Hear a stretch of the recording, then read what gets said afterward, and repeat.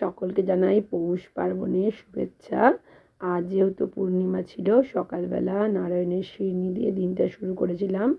সকালবেলা পুজো হয়েছিল ঘরে, আর বিকালবেলা থেকে শুরু হয়েছিল পৌষ পার্বণের কাজকর্ম।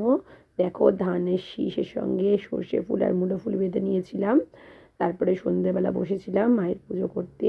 ঠাকুরকে পুজো করার সঙ্গে সঙ্গে আমাদের যে বাউনি বাঁধতে হয়, লক্ষ্মী পাততে হয়, সেটা বাউনি বেঁধে নিয়েছিলাম। আর আজকে যেটা সবথেকে বড় পিঠে, সেটা বানানোর জন্য ব্যাটারটা বানিয়ে নিয়েছিলাম। এরপরে দেখো কীভাবে আমি আজকে এটা বানাচ্ছি। এটা মাটির সরা করে বানাতে হয়, এর জন্য লাগে তেল। তো মাটির সরাটাকে প্রথমে গ্যাসে বসিয়ে গরম করে নিয়েছিলাম। করে নিয়ে সেটা অল্প সামান্য গরম হলে গ্যাসটাকে আস্তে করে দিয়ে তারপরে তার মধ্যে দিয়েছিলাম তেল, বুলিয়ে দিয়েছিলাম। দেখে নিয়েছিলাম কতটা গরম হয়। তারপরে বেগুনের বোটা দিয়ে ভালো করে তেলটা বুলিয়ে নিয়ে তার মধ্যে দিয়ে দিয়েছিলাম যে ব্যাটারটা। দেখো কীভাবে ব্যাটারটা আমি দিচ্ছি।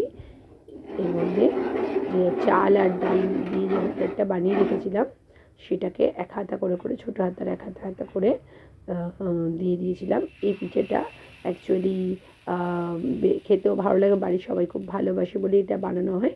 এটাকে আজকে পিঠে বলা হয়, অনেকে হয়তো ভাপা পিঠে বলে, যেহেতু মাটির সরা করে বানানো হয়। আর এরমভাবে মাটির সরার ওপরে একটা চাপা দিয়ে দিতে হয়, যেটা জলে ভিজিয়ে রেখে দিয়ে দিতে হয় বেশ কিছুক্ষণ, খুব হাই ফ্লেমে, মানে গরম আগুনে করার পর।